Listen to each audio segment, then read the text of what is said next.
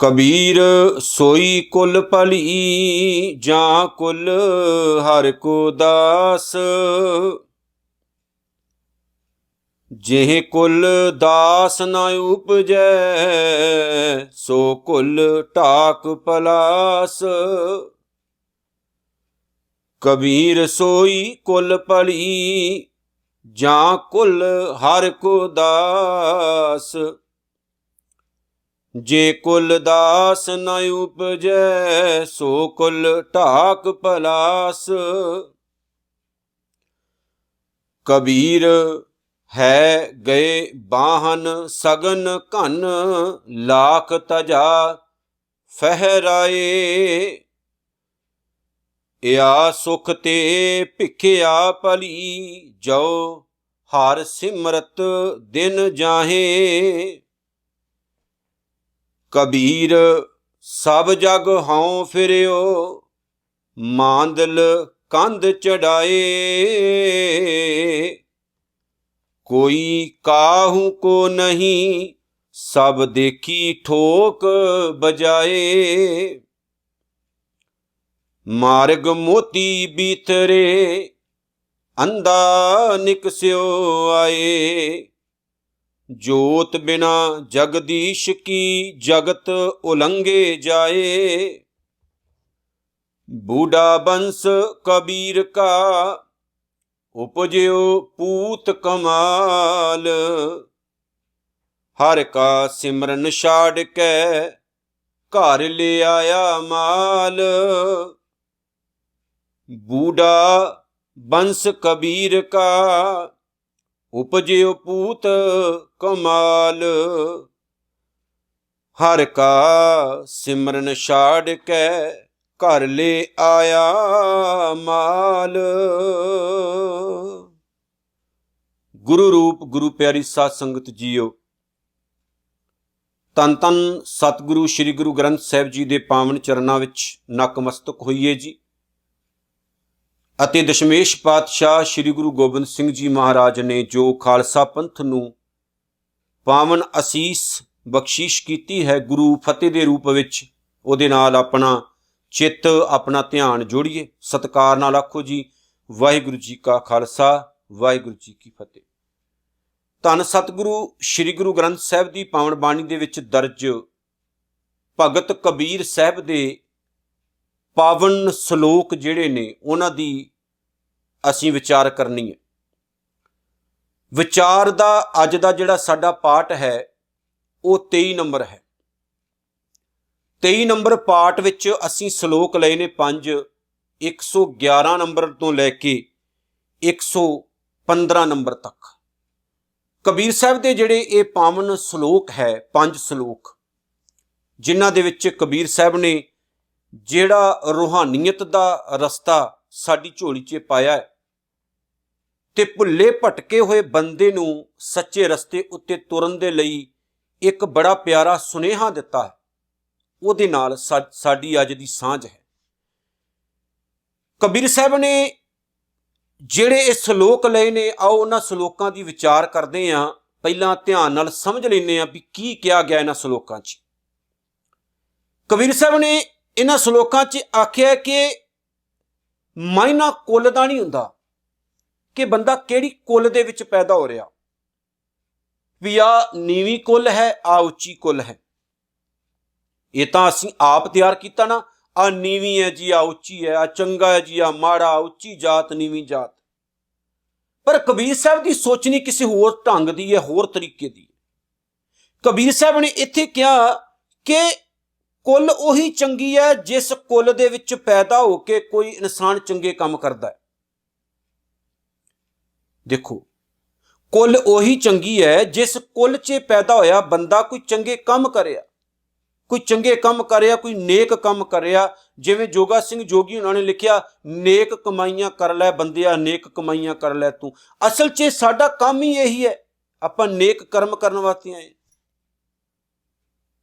ਤੇ ਕਬੀਰ ਸਾਹਿਬ ਨੇ ਕਿਹਾ ਉਹ ਕੁੱਲ ਦੇ ਵਿੱਚ ਜੇਕਰ ਕੋਈ ਪੈਦਾ ਚੰਗਾ ਇਨਸਾਨ ਹੀ ਨਹੀਂ ਹੋਇਆ, ਭਾਵੇਂ ਬੜੀ ਉੱਚੀ ਕੁੱਲ ਮੰਨੀ ਜਾਂਦੀ ਹੋਵੇ, ਹਨਾ, ਜੇਕਰ ਕੋਈ ਚੰਗਾ ਕੰਮ ਹੀ ਨਹੀਂ ਕਰ ਰਿਹਾ ਚੰਗੀ ਕੁੱਲ 'ਚ ਪੈਦਾ ਹੋ ਕੇ, ਤੇ ਉਸ ਕੁਲ ਦਾ ਕੋਈ ਫਾਇਦਾ ਨਹੀਂ। ਉਹ ਬੰਦਾ ਨਿਕੰਮਾ ਹੈ। ਢਾਕ ਪਲਾ ਵਰਗੇ ਜਿਹੜੇ ਰੁੱਖ ਨੇ ਨਿਕੰਮੇ, ਕਹਿੰਦੇ ਉਹਦੇ ਵਰਗਾ ਹੀ। ਉਹ ਨਿਕੰਮੇ ਰੁੱਖ ਜਿਹੜੇ ਕਿਸੇ ਦੇ ਕੰਮ ਨਾ ਆਉਣ, ਉਹ ਬੰਦਾ ਵੈਸਾ ਹੀ ਹੈ। ਜੇਕਰ ਕੋਈ ਚੰਗੇ ਕੰਮ ਨਹੀਂ ਕਰਦਾ, ਜੇਕਰ ਕੋਈ ਨੇਕ ਕਰਮ ਵੱਲ ਆਪਣੀ ਧਿਆਨ, ਆਪਣੀ ਸੁਰਤੀ ਨੂੰ ਨਹੀਂ ਲਾਉਂਦਾ। ਫਿਰ ਕਬੀਰ ਸਾਹਿਬ ਨੇ ਗੱਲ ਕੀਤੀ ਹੈ ਸ਼ਾਨੋ ਸ਼ੌਕਤ ਦੀ। ਕਹਿੰਦੇ ਕੀ ਹੋ ਗਿਆ, ਤੇਰੇ ਵੱਡੇ ਵੱਡੇ ਘਰ ਹੋਣ, ਹਨਾ, ਤੇ ਘਰਾਂ ਦੇ ਵਿੱਚ ਦੁਨੀਆ ਦੀਆਂ ਸਾਰੀਆਂ ਸੁੱਖ ਸਹੂਲਤਾਂ ਹੋਣ। ਪੁਰਾਣੇ ਟਾਈਮ ਵਿੱਚ ਗੱਡੀਆਂ ਨਹੀਂ ਸੀ ਹੁੰਦੀਆਂ, ਤੇ ਕਬੀਰ ਸਾਹਿਬ ਨੇ ਗੱਲ ਕੀਤੀ ਉਹਨਾਂ ਚੀਜ਼ਾਂ ਦੀ ਜਿਹੜੀਆਂ ਚੀਜ਼ਾਂ ਬੰਦਾ ਵਰਤਦਾ ਹੁੰਦਾ ਸੀ। ਜਿਵੇਂ ਹਾਥੀਆਂ ਦੇ ਰੱਥ ਹੁੰਦੇ ਸੀ, ਹਾਥੀ ਹੁੰਦੇ ਸੀ, ਘੋੜੇ ਹੁੰਦੇ ਸਨ, ਰੱਥ ਹੁੰਦੇ ਸਨ, ਔਰ ਇਹਨਾਂ ਚੀਜ਼ਾਂ ਨੂੰ ਘਰ 'ਚ ਰੱਖਿਆ ਜਾਂਦਾ ਸੀ। ਔਰ ਇਹ ਵੀ ਅਮੀਰੀ ਦਾ ਇੱਕ ਬੜਾ ਵੱਡਾ ਵਿਖਾਵਾ ਸੀ। ਵੱਡੇ ਵੱਡੇ ਘੋੜੇ, ਵਧੀਆ ਘੋੜੇ ਤੇ ਹਾਥੀ ਹੋਣੇ, ਵਧੀਆ ਵਧੀਆ ਸ਼ਾਨੋ ਸ਼ੌਕਤ ਵਾਲੇ ਰੱਥ ਤਿਆਰ ਕੀਤੇ ਹੋਣੇ। ਕਬੀਰ ਸਾਹਿਬ ਨੇ ਕਿਹਾ ਫਿਰ ਘਰਾਂ ਦੇ ਉੱਤੇ ਝੰਡੇ ਵੀ ਝੂਲਦੇ ਹੋਣ, ਛਤਰ ਵੀ ਝੂਲਦੇ ਹੋਣ ਬੰਦੇ ਉੱਤੇ, ਪਰ ਜੇਕਰ ਉਹ ਬੰਦਾ ਪਰਮਾਤਮਾ ਤੋਂ ਦੂਰ ਹੈ, ਤੇ ਕਬੀਰ ਸਾਹਿਬ ਨੇ ਪਤਾ ਕੀ ਕਿਹਾ, ਕਹਿੰਦੇ ਉਹਦੇ ਨਾਲੋਂ ਚੰਗਾ ਉਹ ਫਕੀਰ ਹੈ ਜਿਹੜਾ ਲੋਕਾਂ ਦੇ ਘਰਾਂ ਤੋਂ ਭਿੱਖਿਆ ਮੰਗ ਮੰਗ ਕੇ ਖਾਂਦਾ ਹੈ, ਲੇਕਿਨ ਕਮ ਸੇ ਕਮ ਰੱਬ ਨੂੰ ਤਾਂ ਯਾਦ ਰੱਖਦਾ। ਤੇਰੇ ਨਾਲੋਂ ਉਹ ਚੰਗਾ, ਉਹ ਭਲਾ। ਕਿੱਡੀ ਜ਼ਬਰਦਸਤ ਗੱਲ ਕੀਤੀ। ਗੱਲਾਂ ਜਿਹੜੀਆਂ ਨੇ ਉਹ ਅਮੀਰੀ ਗਰੀਬੀ ਦੀਆਂ ਨਹੀਂ ਹੈ, ਗੱਲ ਹੈ ਨੇਕ ਕੰਮ ਦੀ, ਗੱਲ ਹੈ ਨੇਕ ਨੀਅਤੀ ਦੀ, ਗੱਲ ਹੈ ਚੰਗੇ ਕੰਮ ਕਰਨ ਦੀ। ਸਾਡੇ ਸਾਹਿਬਾਂ ਨੇ ਬਾਣੀ ਵਿੱਚ ਵੀ ਸਮਝਾਇਆ, ਤੇ ਸਾਡੇ ਗੁਰੂ ਸਾਹਿਬਾਨਾਂ ਨੇ ਇਤਿਹਾਸ ਵਿੱਚ ਵੀ ਤਾਂ ਹੀ ਗੱਲਾਂ ਸਮਝਾਈਆਂ।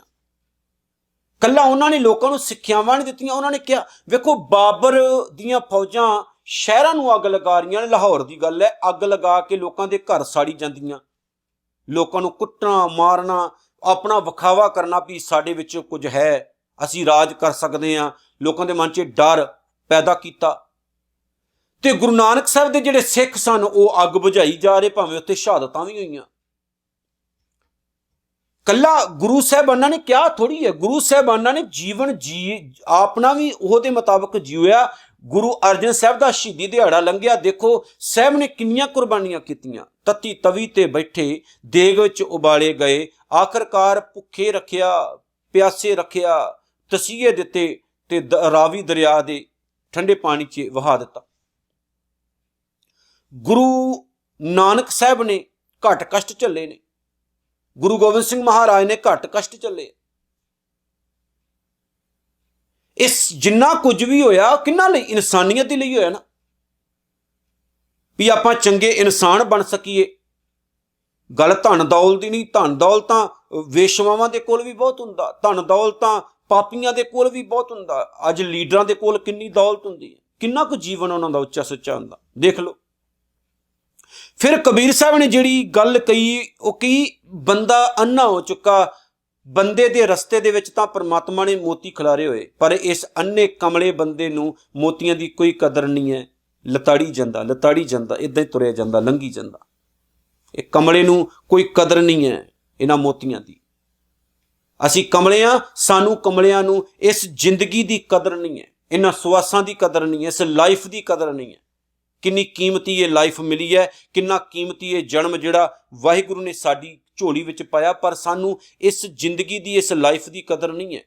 ਅਸੀਂ ਕੁਝ ਹੋਰ ਹੀ ਸੋਚ ਕੇ ਬੈਠੇ ਹੋਏ ਹਾਂ। ਜ਼ਿੰਦਗੀ ਦਾ ਮਾਇਨਾ ਨਹੀਂ ਆਪਾਂ ਸਮਝ ਰਹੇ, ਜ਼ਿੰਦਗੀ ਦਾ ਮਤਲਬ ਨਹੀਂ ਆਪਾਂ ਸਮਝ ਰਹੇ। ਪਤਾ ਨਹੀਂ ਆਪਾਂ ਕਿਸ ਤਰ੍ਹਾਂ ਦੀ ਲਾਈਫ ਜੀਉ ਰਹੇ।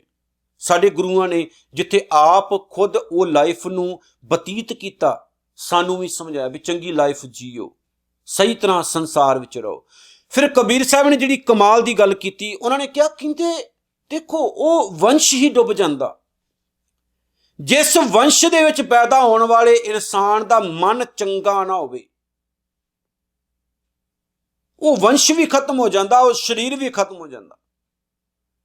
ਵੰਸ਼ ਦੇ ਵਿੱਚ ਮਾੜਾ ਬੰਦਾ ਪੈਦਾ ਹੋ ਜਾਏ, ਉਹ ਪੂਰੀ ਕੁਲ ਨੂੰ ਦਾਗ ਲਗਾ ਦਿੰਦਾ। ਜਿਸ ਬੰਦੇ ਦਾ ਮਨ ਮਾੜਾ ਹੋਵੇ, ਉਸ ਬੰਦੇ ਦਾ ਆਹ ਸਰੀਰ ਦਾ ਟੱਬਰ ਵੀ ਖਤਮ ਹੋ ਜਾਂਦਾ।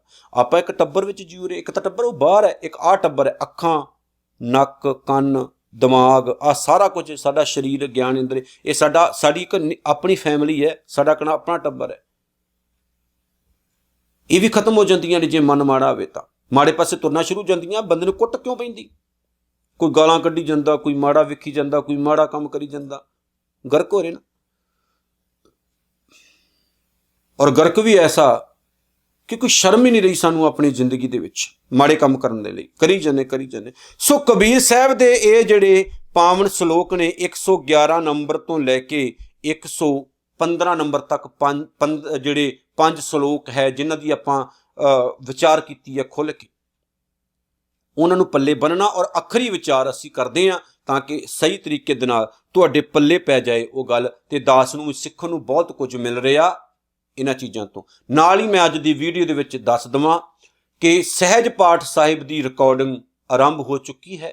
ਗੁਰੂ ਸਾਹਿਬ ਨੇ ਚਾਹਿਆ ਕਿ ਕੁਛ ਦਿਨਾਂ ਤੱਕ ਅਸੀਂ ਅਨਾਉਂਸ ਕਰਾਂਗੇ ਕਿ ਕਦੋਂ ਆਪਾਂ ਸਹਿਜ ਪਾਠ ਸਾਹਿਬ ਜਿਹੜਾ ਉਹ ਪਬਲਿਸ਼ ਕਰਨਾ ਹੈ। ਤੇ ਨਾਲ ਹੀ ਮੈਂ ਦੱਸ ਦੇਵਾਂ ਆਪਾਂ ਲਾਈਵ ਲਾਇਆ ਕਰਾਂਗੇ, ਲਾਈਵ ਚੱਲਿਆ ਕਰੂਗਾ 10 ਘੰਟੇ ਪਾਠ, ਸਹਿਜ ਪਾਠ ਰੋਜ਼ਾਨਾ 20 ਤੋਂ 25 ਅੰਗ ਆਪਾਂ ਲਾਈਵ ਰੱਖਿਆ ਕਰਾਂਗੇ ਤੇ ਇਸ ਤਰ੍ਹਾਂ ਹੀ ਕੰਟੀਨਿਊ ਤੁਰੇਗਾ। ਉਹਦੇ ਨਾਲ ਆਪਾਂ ਇੱਕ ਪਲੇ ਲਿਸਟ ਤਿਆਰ ਕਰ ਦੇਵਾਂਗੇ ਜਿਹਦੇ ਵਿੱਚ ਆਪਾਂ ਲੜੀਵਾਰ ਸਹਿਜ ਪਾਠ ਅਪਲੋਡ ਕਰ ਦਿਆ ਕਰਾਂਗੇ, ਪਰ ਪਹਿਲਾਂ ਆਪਾਂ ਲਾਈਵ ਹੀ ਰੱਖਾਂਗੇ, ਬਾਅਦ 'ਚ ਦੂਸਰੇ ਤਰੀਕੇ ਨਾਲ ਅਪਲੋਡ ਕਰਾਂਗੇ। ਸੋ ਇਹ ਚੀਜ਼ ਵੀ ਨੋਟ ਕਰ ਲਿਓ ਤੇ ਪੋਸਟ ਜਦੋਂ ਪਾਵਾਂਗੇ ਉਹਨੂੰ ਰਿਸਪੌਂਸ ਵੀ ਦਿਓ। ਕਬੀਰ ਸਾਹਿਬ ਨੇ ਕਿਹਾ, ਕਬੀਰ ਸੋਈ ਕੁੱਲ ਭਲੀ ਜਾਂ ਕੁੱਲ ਹਰ ਕੋ ਦਾਸ। ਕਬੀਰ ਸਾਹਿਬ ਕਹਿੰਦੇ ਉਹ ਕੁੱਲ ਚੰਗੀ ਹੈ ਜਾਂ ਕੁੱਲ ਜਿਸ ਕੁੱਲ ਵਿੱਚ ਹਰ ਕੋ ਦਾਸ, ਪਰਮਾਤਮਾ ਦਾ ਦਾਸ ਪੈਦਾ ਹੁੰਦਾ। ਪੈਦਾ ਦਾਸ ਨਹੀਂ ਹੁੰਦਾ, ਦਾਸ ਬਣਦੇ ਨੇ। ਮਤਲਬ ਕਹਿੰਦਾ ਕਿ ਜਿਸ ਕੁਲ 'ਚ ਪੈਦਾ ਹੋਇਆ ਇਨਸਾਨ ਪਰਮਾਤਮਾ ਨੂੰ ਯਾਦ ਰੱਖਦਾ, ਕੋਈ ਨੇਕ ਕੰਮ ਕਰਦਾ, ਦੁਨੀਆ ਦਾ ਭਲਾ ਕਰਦਾ, ਆਪਣਾ ਵੀ ਜੀਵਨ ਵਧੀਆ ਬਣਾਉਂਦਾ, ਉਹ ਦੁਨੀਆ ਲਈ ਵੀ ਕੁਝ ਚੰਗਾ ਕੰਮ ਕਰਕੇ ਜਾਂਦਾ। ਭਗਤ ਪੂਰਨ ਸਿੰਘ ਵਰਗਾ, ਭਾਈ ਮਨੀ ਸਿੰਘ ਵਰਗਾ, ਜਿਵੇਂ ਪਿਛਲੀ ਵੀਡੀਓ 'ਚ ਬਾਬਾ ਬੁੱਢਾ ਸਾਹਿਬ ਦੀ ਗੱਲ ਕਹੀ, ਐਸਾ ਜੀਵਨ ਜਿਉਂਦਾ, ਐਦਾਂ ਦਾ ਜੀਵਨ ਜਿਉਂਦਾ। ਜੇ ਕੁੱਲ ਦਾਸ ਨਾ ਉਪਜੈ, ਹੁਣ ਅਗਲੀ ਗੱਲ ਸੁਣੋ, ਜਿਸ ਕੁੱਲ ਦੇ ਵਿੱਚ ਪੈਦਾ ਹੋਣ ਵਾਲੇ ਬੰਦੇ ਰੱਬ ਨੂੰ ਨਹੀਂ ਯਾਦ ਕਰ ਰਹੇ, ਗਰਕੇ ਹੋਏ ਪਏ ਆ, ਸੋ ਕੁੱਲ ਢਾਕ ਪਲਾਸ, ਉਹ ਕੁੱਲ ਢਾਕ ਪਲਾ ਵਰਗੇ ਜਿਹੜੇ ਨਕੰਮੇ ਰੁੱਖ ਹੈ, ਵੈਸੀ ਅਸਫਲ ਹੈ, ਗਰਕ ਹੈ। ਉਸ ਕੁੱਲ ਦਾ ਕੋਈ ਫਾਇਦਾ ਨਹੀਂ ਜਿਸ ਕੁੱਲ 'ਚ ਪੈਦਾ ਹੋਣ ਵਾਲਿਆਂ ਨੇ ਗਰਕੇ ਕੰਮ ਕੀਤੇ, ਕੋਈ ਚੰਗਾ ਕੰਮ ਹੀ ਨਹੀਂ ਕੀਤਾ। ਦਾਦੇ ਨੇ ਵੀ ਉਹੀ ਕੰਮ, ਪਿਓ ਨੇ ਵੀ ਉਹੀ ਕੰਮ, ਪੁੱਤ ਨੇ ਵੀ ਉਹੀ ਕੰਮ, ਪੋਤੜਾ ਵੀ ਗਾਂ ਉਹੀ ਕੰਮ ਕਰਿਆ ਤੇ ਪੜਪੋਤਰਾ ਵੀ ਉਹੀ ਕਰੇਗਾ। ਨਹੀਂ ਤਾਂ ਕਿਸੇ ਨੇ ਮਾੜਾ ਕੀਤਾ ਹੋਵੇ, ਦਾਦਾ ਮਾੜਾ ਕਰ ਗਿਆ, ਪਿਓ ਚੰਗਾ ਕਰ ਲਵੇ, ਪਿਓ ਨੇ ਮਾੜਾ ਕੀਤਾ, ਪੁੱਤ ਚੰਗਾ ਕਰ ਲਵੇ, ਪੁੱਤ ਨੇ ਮਾੜਾ ਕੀਤਾ, ਪੜਪੋਤਰਾ ਕਰ ਲਵੇ ਚੰਗਾ। ਪਰ ਨਹੀਂ, ਕਈ ਲੋਕ ਐਸੇ ਵੇਖੇ ਉਹਨਾਂ ਦੀ ਕੁੱਲਾਂ ਹੀ ਇੱਦਾਂ ਦੀਆਂ ਹੁੰਦੀਆਂ, ਉਹ ਸੁਧਰਦੇ ਨਹੀਂ, ਐਸੇ ਹੀ ਰਹਿੰਦੇ। ਮੈਂ ਆਪਣੇ ਅੱਖੀਂ ਵੀ ਵੇਖੇ, ਸਾਡੇ ਪਿੰਡਾਂ ਵਿੱਚ ਵੀ ਬੜੇ ਲੋਕ ਐਸੇ ਅਜੇ ਵੀ ਵਸਦੇ, ਐਸੇ ਹੀ ਹੈ, ਕੋਈ ਸੁਧਾਰ ਨਹੀਂ ਲਾਈਫ ਦੇ ਵਿੱਚ। ਐਵੇਂ ਜ਼ਿੰਦਗੀ ਗਰਕੀ ਹੈ, ਬਸ ਹੰਕਾਰ 'ਚ ਆਕੜ 'ਚ ਪੈਸਾ ਪੈਸਾ ਪੈਸਾ ਪੈਸਾ, ਇੱਦਾਂ ਹੀ ਉਹ ਲੰਘ ਜਾਂਦੀ ਉਹਨਾਂ ਦੀ ਲਾਈਫ ਤੇ ਉਹਨਾਂ ਨੂੰ ਖੁਦ ਨਹੀਂ ਪਤਾ ਲੱਗਦਾ ਵੀ ਕਦੋਂ ਉਹ ਗਰਕ ਹੋ ਜਾਂਦੇ। ਕਬੀਰ ਸਾਹਿਬ ਨੇ ਜੇ ਅਗਲੇ ਸ਼ਲੋਕ 'ਚ ਕਿਹਾ, ਕਬੀਰ ਹੈ ਗਏ ਬਾਹਨ ਸਗਨ ਘਨ। ਇਹਨਾਂ ਦਾ ਮਤਲਬ ਹੈ ਕਿ ਕਬੀਰ ਸਾਹਿਬ ਕਹਿੰਦੇ ਜੇ ਸਵਾਰੀ ਕਰਨ ਲਈ ਸ਼ਾਨੋ ਸ਼ੌਕਤ ਲਈ ਬੇਅੰਤ ਹੈ ਦਾ ਮਤਲਬ ਹੈ ਘੋੜੇ, ਗਏ ਗੱਗਾ ਈੜੀ ਸਿਹਾਰੀ, ਇਹਦਾ ਮਤਲਬ ਹੈ ਹਾਥੀ, ਬਾਹਨ ਦਾ ਮਤਲਬ ਹੈ ਸਵਾਰੀ ਕਰਨ ਲਈ। ਕਹਿੰਦੇ ਨੇ ਕਿ ਕੋਈ ਇਨਸਾਨ ਆਪਣੀ ਸ਼ਾਨੋ ਸ਼ੌਕਤ ਨੂੰ ਇੰਨੀ ਵਧਾ ਲਏ ਕਿ ਉਹ ਜਦੋਂ ਬਾਹਰ ਨਿਕਲੇ ਤੇ ਅਸਵਾਰੀਆਂ ਕਰਨ ਦੇ ਲਈ ਚੰਗੇ ਘੋੜੇ, ਚੰਗੇ ਹਾਥੀ, ਵਧੀਆ ਰੱਥ, ਸਗਨ ਘਨ ਬੇਅੰਤ ਚੀਜ਼ਾਂ ਉਹਦੇ ਕੋਲ ਹੋਣ, ਉਹਦੀਆਂ ਸੁੱਖ ਸਹੂਲਤਾਂ ਦੀਆਂ ਲੱਖ ਧਜਾ ਫਹਿਰਾਏ, ਲੱਖਾਂ ਹੀ ਝੰਡੇ ਉਹਦੇ ਘਰ ਦੇ ਉੱਤੇ ਝੂਲਦੇ ਹੋਣ। ਮਤਲਬ ਕਿ ਇੰਨੀ ਸ਼ਾਨੋ ਸ਼ੌਕਤ ਹੋਵੇ, ਸਰਕਾਰੀ ਦਰਬਾਰੇ ਵੀ ਮਾਣ ਇੱਜ਼ਤ ਹੋਵੇ, ਚੰਗਾ ਬੰਦਾ ਅਮੀਰ ਹੋਵੇ, ਕਿਸੇ ਚੀਜ਼ ਦੀ ਕੋਈ ਕਮੀ ਨਾ ਹੋਵੇ। ਇਹ ਆ ਸੁੱਖ ਤੇ ਭਿੱਖਿਆ ਭਲੀ। ਜਿਵੇਂ ਗੁਰੂ ਨਾਨਕ ਸਾਹਿਬ ਨੇ ਕਿਹਾ, ਮੋਤੀ ਤਾਂ ਮੰਦਰ ਉਸਰੇ, ਰਤਨੀ ਤਾਂ ਹੋਹੇ ਜੜਾਓ, ਕਸਤੂਰ ਕੁੰਗੂ ਅਗਰ ਚੰਦਨ ਲੀ ਪਿਆ ਵਿੱਚ ਆਓ, ਮਤ ਦੇਖ ਭੂਲਾਂ ਵਿਸਰੈ ਤੇਰਾ ਚਿੱਤ ਨਾ ਆਵੇ ਨਾ। ਕਿ ਕੀ ਫਾਇਦਾ ਇਹਨਾਂ ਸੁੱਖਾਂ ਦਾ ਜੇ ਆਪਾਂ ਆਪਣੇ ਚਿੱਤ 'ਚੋਂ ਉਹਨੂੰ ਭੁਲਾਤਾ ਜਿਨਨੇ ਸਾਨੂੰ ਪੈਦਾ ਕੀਤਾ। ਤੇ ਕਬੀਰ ਸਾਹਿਬ ਨੇ ਕਿਹਾ ਇਹਨਾਂ ਸੁੱਖਾਂ ਨੂੰ ਕੀ ਕਰਨਾ, ਗਰਕ ਹੋ ਜਾਂਦੇ ਨੇ ਐਸੇ ਸੁੱਖ ਜੇ ਇੰਨਾ ਕੁਝ ਹੋਣ ਦੇ ਬਾਵਜੂਦ ਵੀ ਪ੍ਰਮਾਤਮਾ ਨੂੰ ਬੰਦਾ ਭੁੱਲ ਜਾਏ। ਇਹ ਸੁੱਖ ਤੇ ਐਸੇ ਸੁੱਖਾਂ ਨਾਲੋਂ ਭਿੱਖਿਆ ਭਲੀ। ਵੇਖੋ ਕਿੰਨੀ ਜ਼ਬਰਦਸਤ ਗੱਲ ਆ ਗਈ ਕਿ ਜੇ ਪ੍ਰਮਾਤਮਾ ਦਾ ਸਿਮਰਨ ਕਰਦਿਆਂ ਜ਼ਿੰਦਗੀ ਦੇ ਦਿਨ ਗੁਜ਼ਰਨ ਤਾਂ ਉਸ ਸਿਮਰਨਹੀਨ ਰਾਜ ਭਾਗ ਦੇ ਸੁੱਖ ਨਾਲੋਂ ਉਹ ਟੁੱਕੜ ਚੰਗਾ ਹੈ ਜੋ ਲੋਕਾਂ ਦੇ ਦਰ ਤੋਂ ਮੰਗ ਕੇ ਮੰਗਤੇ ਫਕੀਰ ਖਾਂਦੇ ਨੇ।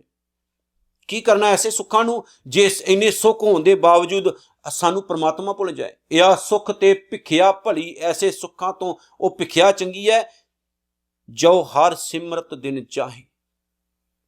ਜਿਹੜੀ ਭਿੱਖਿਆ ਮੰਗ ਕੇ ਖਾਣ ਵਾਲਾ ਆਪਣੇ ਦਿਨ ਪ੍ਰਮਾਤਮਾ ਦੇ ਸਿਮਰਨ ਨਾਲ ਗੁਜ਼ਾਰੇ।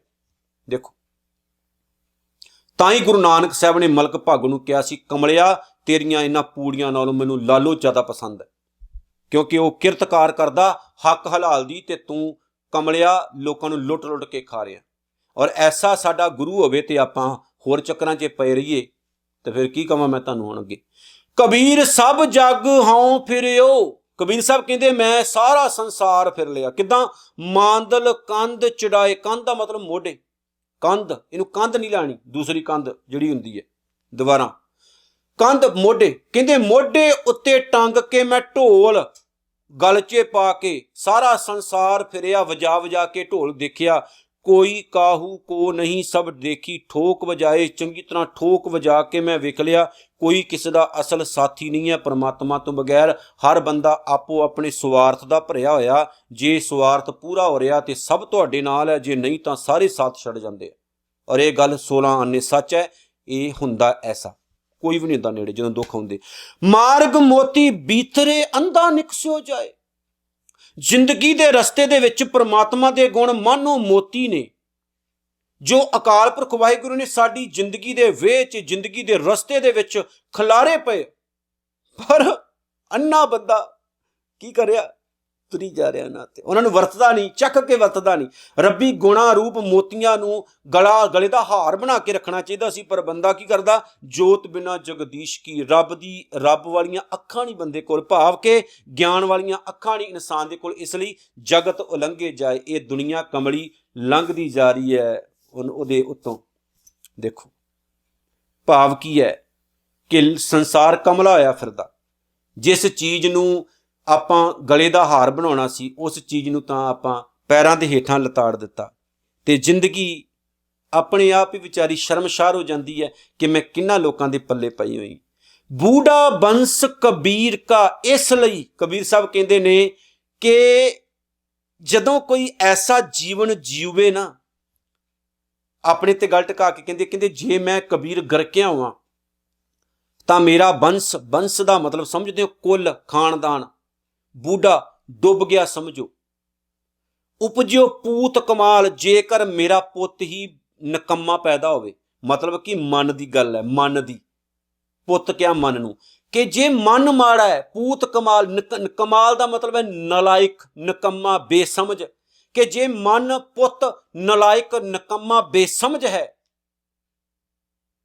ਤੇ ਮੇਰਾ ਤਾਂ ਸਾਰਾ ਪਰਿਵਾਰ ਹੀ ਜਿਹੜਾ ਨਾ ਉਹ ਗਰਕ ਹੋ ਜਾਏਗਾ, ਮੇਰੀ ਕੁੱਲ ਵੀ ਗਰਕ ਹੋ ਜਾਏਗੀ। ਭਾਵ ਕੀ ਗੱਲ ਕਰਦੇ ਨੇ? ਹਰ ਕਾ ਸਿਮਰਨ ਛਾੜ ਕੇ ਘਰ ਲੈ ਆਇਆ ਮਾਲ, ਕਿ ਪ੍ਰਮਾਤਮਾ ਦਾ ਸਿਮਰਨ ਤਾਂ ਛੱਡ ਦਿੱਤਾ, ਆਪਣੇ ਘਰ ਦੇ ਵਿੱਚ ਮੋਹ ਮਾਇਆ ਹੋਰ ਚੀਜ਼ਾਂ ਨੂੰ ਇਹ ਮਨ ਇਕੱਠਾ ਕਰੀ ਜਾਂਦਾ। ਐਸਾ ਮਨ ਰੂਪ ਪੁੱਤਰ ਜਿਹਦੇ ਘਰ 'ਚ ਪੈਦਾ ਹੋਵੇਗਾ ਉਹਦਾ ਪਰਿਵਾਰ ਗਰਕ ਹੀ ਹੋਏਗਾ, ਹੋਰ ਕੀ ਹੋਏਗਾ? ਇਹ ਬੰਸ ਡੁੱਬੇਗਾ ਹੀ, ਅੱਖਾਂ, ਕੰਨ, ਨੱਕ ਸਭ ਗਰਕ ਹੋ ਜਾਣਗੇ। ਇਹ ਗਿਆਨ ਇੰਦਰੀ ਸਾਰੇ ਪੁੱਠੇ ਕੰਮ ਕਰਨਗੇ ਜਿਹਦਾ ਮਨ ਗੰਦਾ ਹੈ। ਸੋ ਇੱਥੇ ਬੜੀ ਸੋਹਣੀ ਐਗਜ਼ਾਮਪਲ ਦਿੱਤੀ ਹੈ। ਨਾਲ ਇਹ ਵੀ ਮੈਂ ਕਹਿ ਦੇਵਾਂ, ਜਿਨ੍ਹਾਂ ਦੀਆਂ ਔਲਾਦਾਂ ਹੀ ਗੰਦੀਆਂ ਹੋਣ ਉਹਨਾਂ ਦੀਆਂ ਵੀ ਕੁੱਲਾਂ ਹੀ ਨਾਸ਼ ਹੁੰਦੀਆਂ ਨੇ। ਤੇ ਕਈ ਵਾਰ ਆਪਾਂ ਔਲਾਦਾਂ ਨੂੰ ਸਮਝਾਉਂਦੇ ਵੀ ਨਹੀਂ, ਖੁਦ ਹੀ ਗੰਦੇ ਬਣਾ ਲੈਂਦੇ ਆ। ਸੋ ਸਮਝਣ ਵਾਲੀਆਂ ਗੱਲਾਂ ਨੇ, ਸਮਝਿਓ, ਪੱਲੇ ਬੰਨਿਓ। 23 ਨੰਬਰ ਪਾਠ ਇੱਥੇ ਸਮਾਪਤ ਹੁੰਦਾ ਹੈ। 115 ਨੰਬਰ ਤੱਕ ਸ਼ਲੋਕਾਂ ਦੀ ਵਿਚਾਰ ਕੰਪਲੀਟ ਹੋਈ। ਵਾਹਿਗੁਰੂ ਨੇ ਚਾਹਿਆ ਤੇ ਅਗਾਮੀ ਵਿਚਾਰ ਇਸ ਤਰ੍ਹਾਂ ਚੱਲਦੀ ਰਹੇਗੀ। ਨਾਨਕ ਨਾਮ ਚੜ੍ਹਦੀ ਕਲਾ, ਤੇਰੇ ਭਾਣੇ ਸਰਬੱਤ ਦਾ ਭਲਾ। ਵਾਹਿਗੁਰੂ ਜੀ ਕਾ ਖਾਲਸਾ, ਵਾਹਿਗੁਰੂ ਜੀ ਕੀ ਫਤਿਹ।